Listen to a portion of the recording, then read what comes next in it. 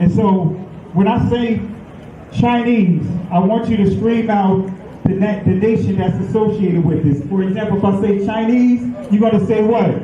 China! All right, let's say it with authority. When I say Chinese, you say what? China! All right, that's just a test right there. So here we go. Chinese. China! Russian. Russia! Italian. Italy! German. Germany! Swedish.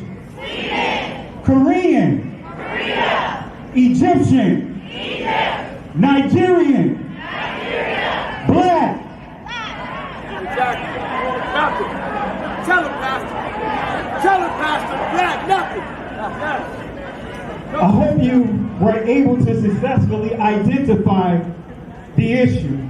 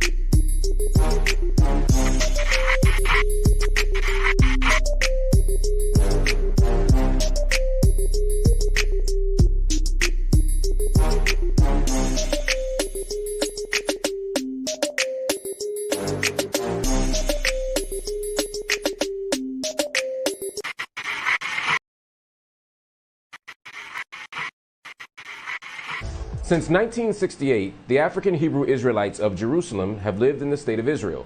Guided by their leader, the late Ben-Ami ben Israel, the group left the United States and, after a brief period in Liberia, settled in Dimona, a city in southern Israel. There, they have lived for more than 50 years, and during that time, the group has battled the state for respect, for recognition, for work visas, and even citizenship. Over time, after intense struggle, the Hebrew Israelites of Jerusalem, the African Hebrew Israelites of Jerusalem, have improved their relationship with the state. And in 2003, the government finally granted them legal citizenship, or some got permanent or temporary residency. Everyone there who was living there got that. Like other Israeli citizens and other American settlers, which they are, the group's children serve in the Israeli military. And the group is now generally celebrated as valuable members of Israeli society, rather than the strange vegan cult from Chicago that they were labeled when they first arrived in the 1960s. So the problem is solved, or so they thought.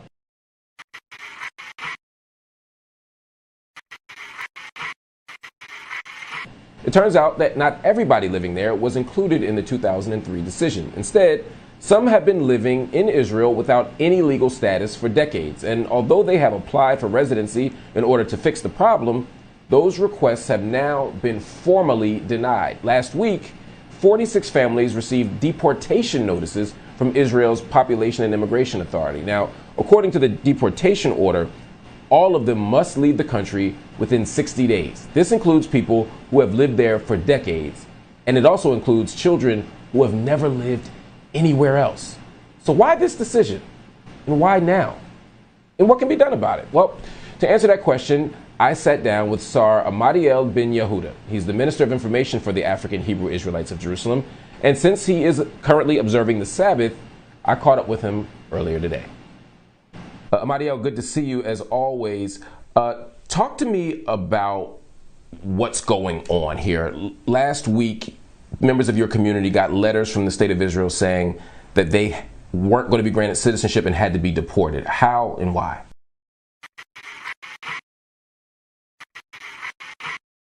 Immigrants often have to meet acceptance criteria, but in Israel, it's been revealed some women have been forcibly medicated so that they don't become pregnant. What's more, many of the Ethiopian migrants who are of Jewish descent were being given the contraceptive without their knowledge, despite the drug's hazardous side effects. Archie's Paula Sleer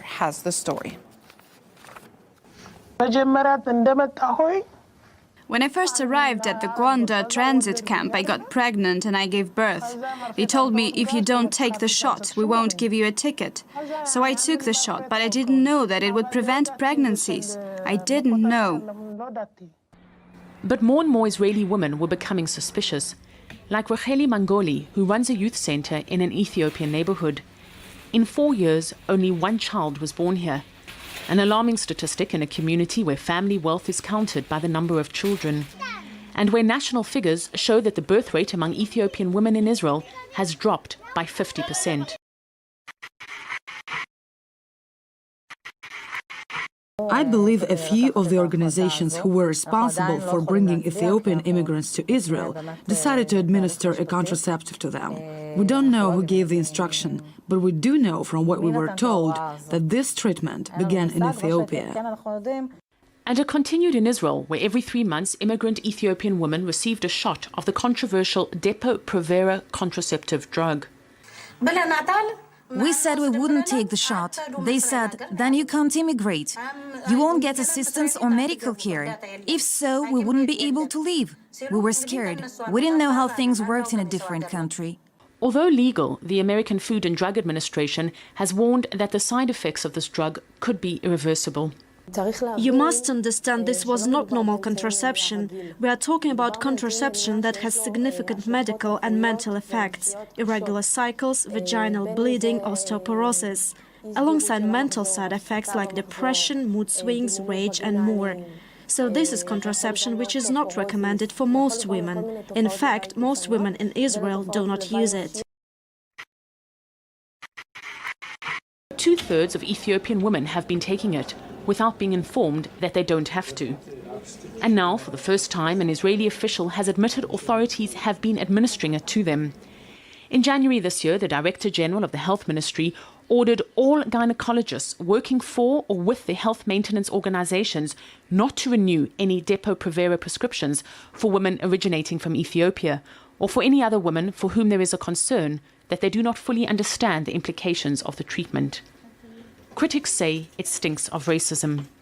I think the policy in Israel is that they don't want poor or black children. You can see a lot of Western organizations that go into Ethiopia or in other countries like that, and without any shame, given that Depo-Provera, they are very happy with that, very proud of that.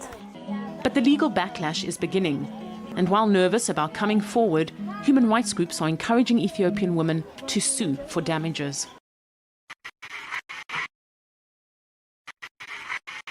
So Israel has a twofold immigration problem these days. First of all, there's refugees from Sudan that are in the country, and there's been a lot of agitation over that.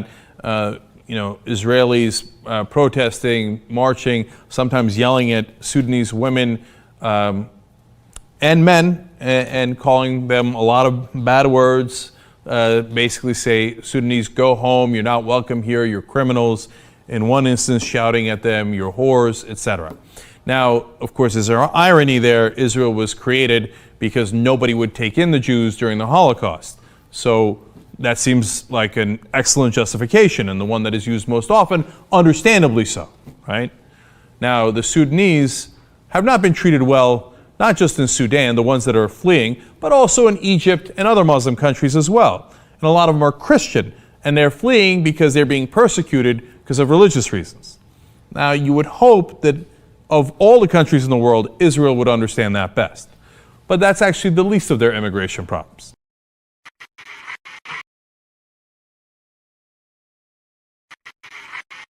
They also have 130,000 Ethiopians. Now, in this case, the Ethiopians are Jewish, so it doesn't really matter. It's a Jewish state, so they should be welcome, right? Well, not exactly. The health ministry has just admitted that they were doing forced sterilization of Ethiopian women, even though they're Jewish, as they were coming into the country. Now, thank God the sterilization is not permanent, but it did last for a long time. In fact, over the last 10 years, the birth rate among Ethiopians in Israel has dropped by 50%. Now, you don't have to speculate as to why. As I just told you, Israel's health minister has admitted they did the program, and in fact, he sent out a note saying not to renew prescriptions for Depo-Provera for women of Ethiopian origin if for any reason there is concern that they might not understand the ramifications of the treatment. I don't think the issue was that they didn't understand the ramifications of the treatment. The issue was as they were coming in, they were told they had to get that shot. Sometimes they were lied to and said, oh yeah, it's a vaccination and it's going to help you with your health.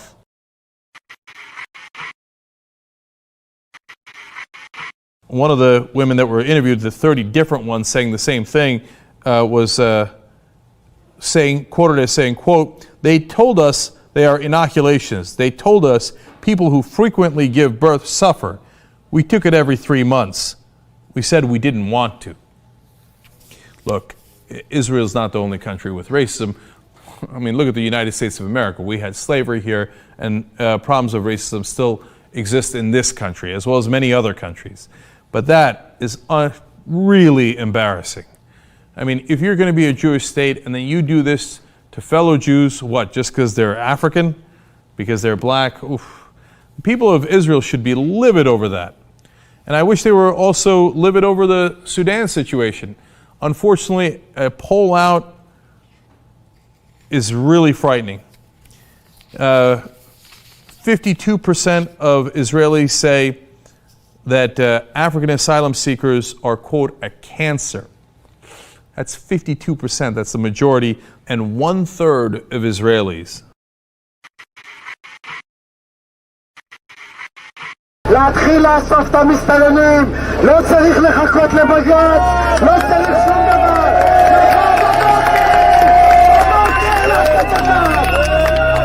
אני רואה חרא מחוץ לבית שלי, יריקות, פסיכופטים, אנשים שרק מחפשים איך לרצוח אותי בעיניים שלהם, אבל אף אחד לא מאמין לנו. אנחנו גזענים כדי לרצות לשמור על החיים שלנו ועל השפיות שלנו. אז אני גאה בלהיות גזענית.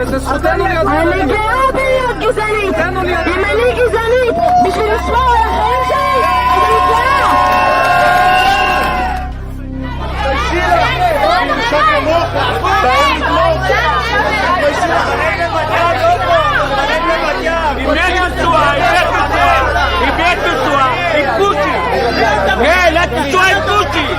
אל תפקושי לנסוע!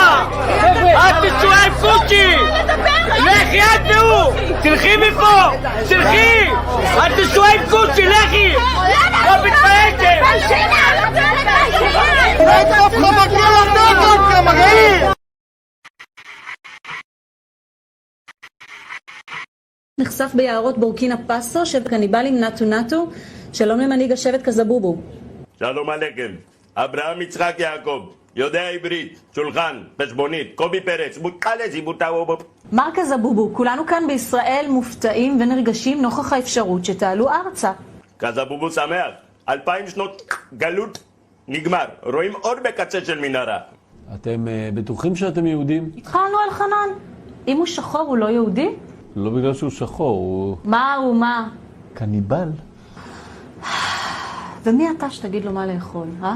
אם הוא קניבל, הוא לא יהודי? אולי תבוא, תעשה אצלנו שבת? זה לא שיש לי משהו אישי נגדכם, אבל הפלשמורה למשל תקועים.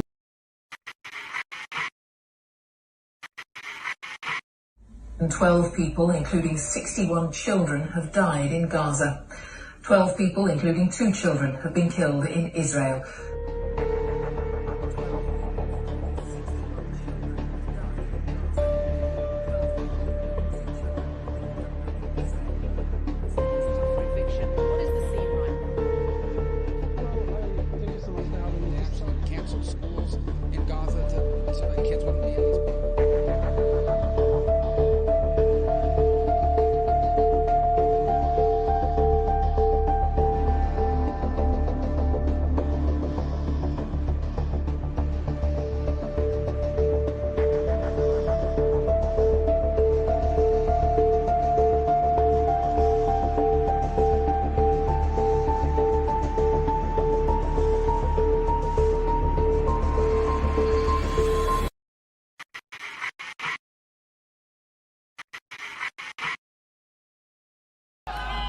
Minutes after the rally, 1,000 Israelis rioted, attacking African homes and businesses and assaulting any African they found in the streets. Here is footage shot by one of the participants in the riot, a supporter of Mikhail Ben-Ari. Days later, Yulia Shmuelov-Belkovich, at the time a legislator from the centrist opposition party, Kadima, called for Israelis who advocate for the Africans to be locked in prison camps alongside the asylum seekers.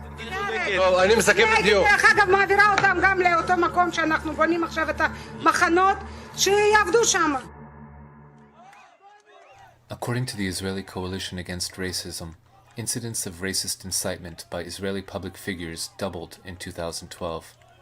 In many cases, the targets of their hateful invective were not Palestinians, but African migrants.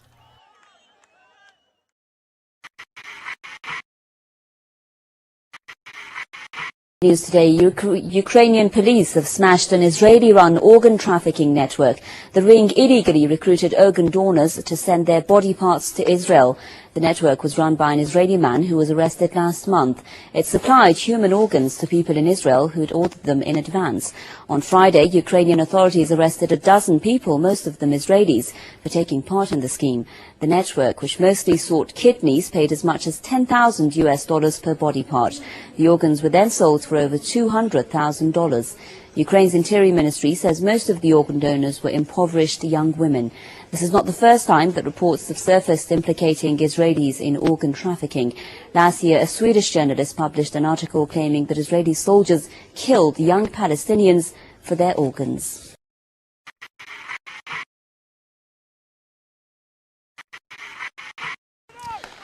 Palestinian families of those killed or kidnapped by Israelis are concerned.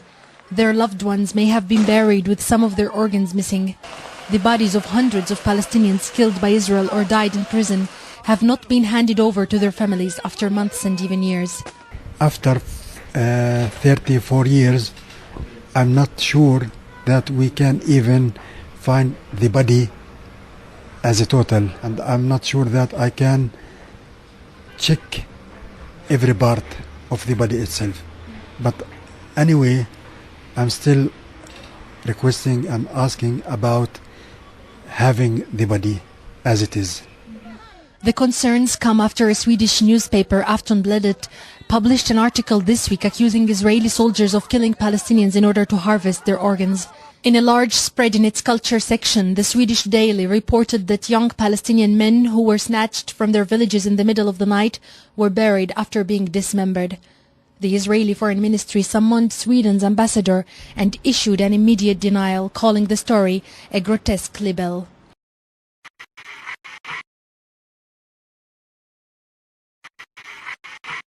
Well, such kind of articles are to be rejected and reprimanded for the simple reason that they are close to a racial incitement, they're anti-Semitic, and they should be reprimanded by the whole society of Sweden. The Swedish newspaper linked the alleged stealing of Palestinian organs with the recent arrest of a New York rabbi accused of trafficking in human organs. There are some Palestinian officials who say so far there is no proof to support this claim. And the decaying of the long-ago withheld corpse makes it difficult to know whether Israel stole the organs. We have to be very careful. We have to be on guard against any incident of this case in the past to prove that Israel does not desecrate the corpse of the Palestinians, whether they die in their hospital, in their prison hospitals, or they die in operations.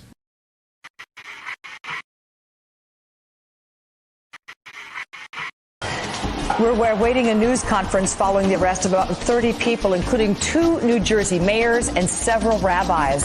Officials say some of the suspects charged today were selling human organs. The suspects were allegedly involved in taking cash payments to help find organs for patients in need of transplants. It is unclear where the body parts might have come from or how many surgeries may have been done, and we're hoping to get more information at that news conference in this hour. But for more on this, joining me now from Boston is Bill Gavin, an FBI veteran of 28 years and a former assistant director of the agency's New York office. And from Philadelphia, Dr. Arthur Kaplan, director of the Center for Bioethics at the University of Pennsylvania, and interestingly, co-chair of the UN Task Force on Human Trafficking. And from Washington, D.C., Dr. Bernadine Healy, health editor for U.S. News and World Report. Bill, I'd like to start with you. Reports right now that 30 people have been arrested, including a couple of mayors, deputy mayors, rabbis, state assemblymen. It certainly sounds like a very large dragnet.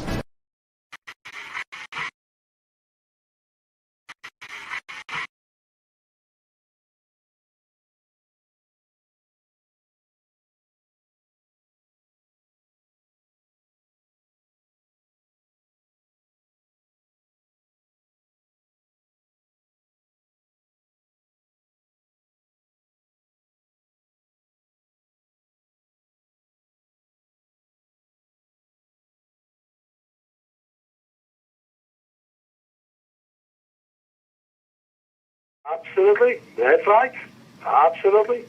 I told him to stay away, and I told him if this will not stop, both of them would have to go away. Because we are speaking about very young boys, that everybody says about another one that he agreed to this.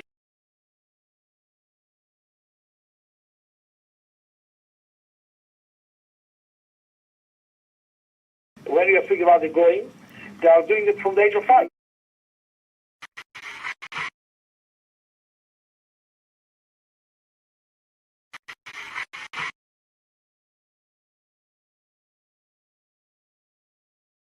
We're speaking about teenagers, boys and girls, not like in your family or in other families. They have plenty of money. They have nothing else to do in life, only thinking 24 hours about sex. And they did everything which they wanted willingly, one with another one, in the family, out of the family, boys and girls and boys, people, dogs. We have no idea what people did. Right? They thought it's fun, and they are going for that, and that's about it.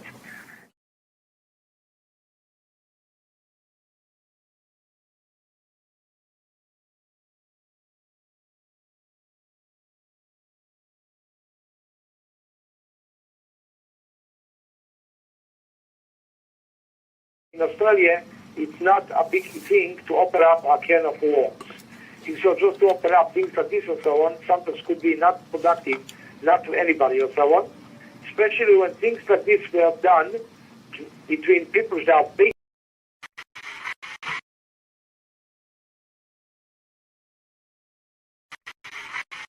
Dark secrets are emerging from a local religious community that's known for its modesty and old world values.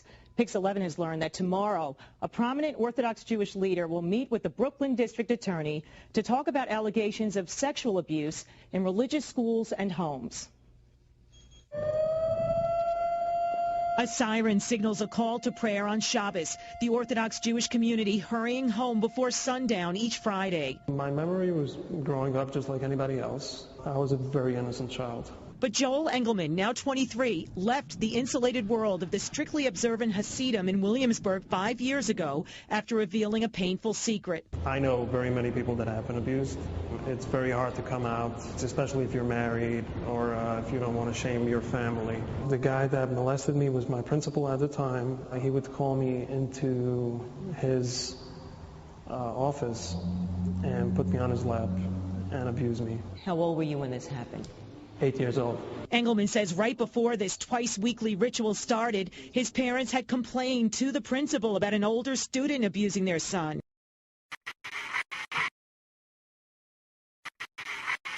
It may have been his cue that I was a good victim. Engelman has told his story to Dov Heikind, an Orthodox Jewish state assemblyman and weekly talk radio host, who says he's collected about 1,000 complaints against 60 members of the Orthodox community in the last several months. They don't want to go to the DA. They don't want to go to the police. Fathers who were abusing their daughters from the age of 4 to 14. Heikind recalled this question to one young woman. When I asked her, why didn't you talk to anyone? Why didn't you? She said to me, I didn't know it was wrong. Sexual abuse in the Orthodox community only rarely becomes a police case. One of the most sensational involves Rabbi Avraham Mondrowitz, a former youth counselor seized in Jerusalem last year, more than 20 years after he fled felony sodomy charges in Brooklyn. Mark Weiss says he was a troubled 13-year-old when the outgoing Mondrowitz violated him at the rabbi's house. Conveniently, his entire family was up in the Catskill Mountains. In 2006, Rabbi Yehuda Kolka of Torah Temaima on Ocean Parkway was taken away in cuffs, charged with multiple counts of sex abuse against students, but he never did jail time.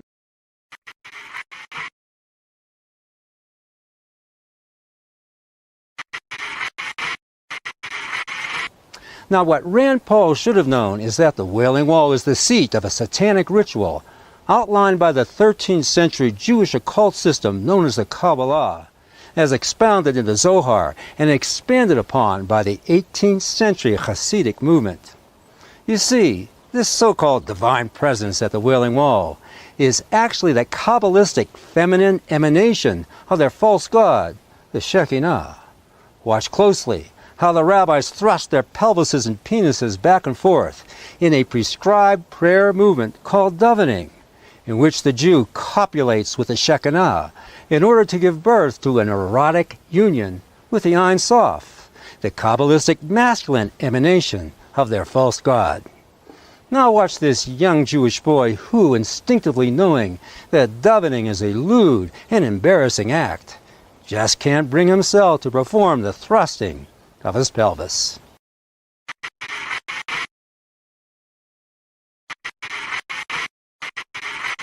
The 10 Sefirot. One popular interpretation shows these characteristics as a map of God's body. Kabbalists believe that if they can understand God's anatomy, they can learn how his powers work. These ancient drawings reveal that God's body is similar to humans. The top symbolizes God's head, which is the source of will, wisdom, and understanding. Below that are symmetrically arranged organs and limbs, representing love, power, beauty, eternity, and splendor. The most unusual part of the diagram contains sensual imagery.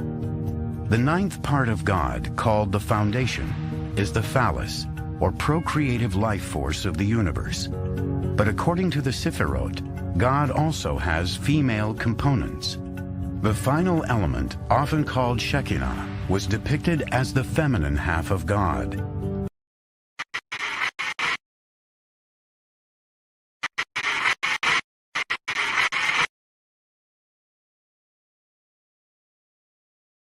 One of the great Tzfat rituals was the cult, shall I say, of the Shekhinah and the cult of the divine marriage. Now, people don't really think about this when they go to temple in America and rise at the end of a certain hymn and bow and sing, "Come, O bride, come, O bride." But in fact, the Tzfat Kabbalists viewed the Friday night service and meal as a wedding feast, when the divine parts of God above unified with the earthly feminine aspect of God in the world, the Shekhinah, and they had sexual union on Friday night. And this has survived into general Jewish practice to this day.